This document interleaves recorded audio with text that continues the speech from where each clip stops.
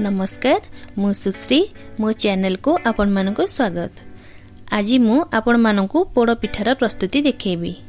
एहाकु मु चाउल चूना बनेबी। एहाकु किपरि अति सहज रे बनेबा ताहा जानिबा पई ए भिडियोटी को संपूर्ण देखंतु। तेबे आसंतु जानिबा पोड़ पिठा पई हमर कोन कोन सामग्री दरकार। मु एठी 2 कप अरुआ चाउल को 5 रु 10 मिनिट बतुरे ताकू 1 घंटा रु 1.5 घंटा पानी छाड़िबा पर्यंत रखी देथिली।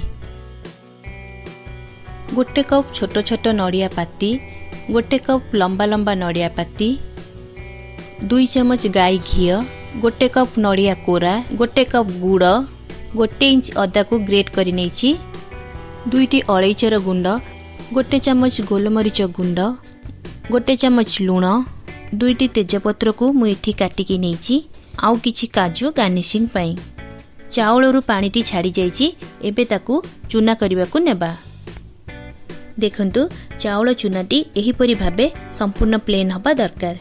एबे चूना को जंतिबा को नै जिबा। मु एठी कड़ाईटी बसई देछि। मने रखंतु जेतिकी चूना नेबे सेतिकी पानी नेबे। 3 कप चूना पई मु एठी 3 कप पानी नैछि। एबे एथिरे 2 चमच गाई घी पकाइबा। तापरे गुड़ पकई ताकू भलो भाबरे गोळेई दबा।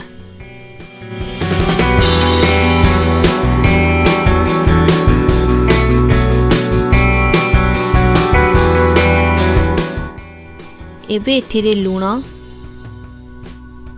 अदा, अलैच, तेजपत्र, गोलमरीच गुंड, नड़िया कोरा, छोट नड़िया पाती पकाई भलो भाबे गोळेबा।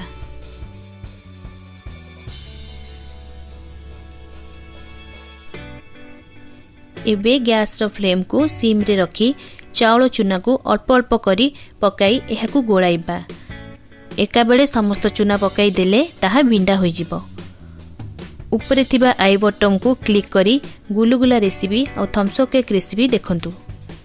आशा करूची दुईटी जाक रेसिपी आपण मानकू बहुत भल लागिवो। जंतनी प्रस्तुत बेले एहाकू भलो भाबे गोळांतु।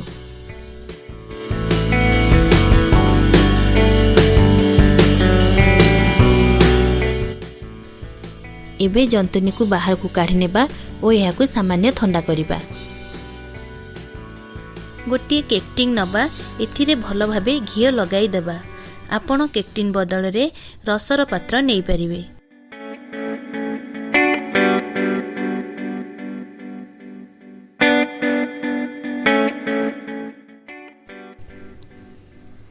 पानी हेत होई अल्प अल्प जंतनी आनी केकटिन रे रखिबा। तापरे एहाकू भलो भाबरे थापिकी ताकू सेट करनबा।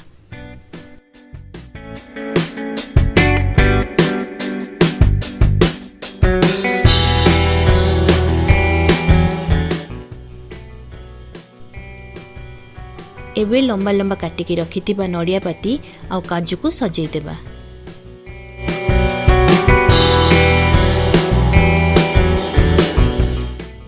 देखंतु पोड़ पिठाटी केते सुंदर भाबे डेकोरेट होईची। एबे एहाकू तावा रे बसाइबा। मु एठी तावाटी को फ्री हीट करि नेछि। एबे केक टिन को स्टैंड ऊपर रखि देबा एवं ता ऊपर कवर दे देबा। एबे गैस रो फ्लेम को लो रे रखी 1 घंटा पई बसई देबा।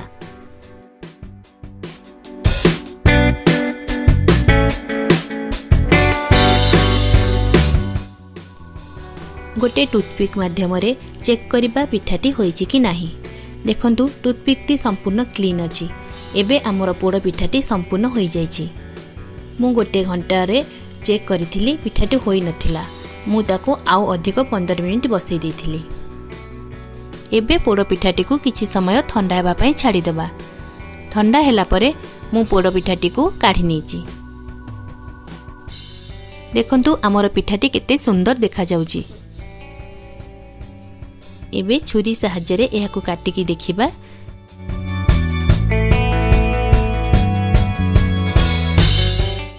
देखंतु पोड़ पिठाटी हमर केते बढ़िया होईची।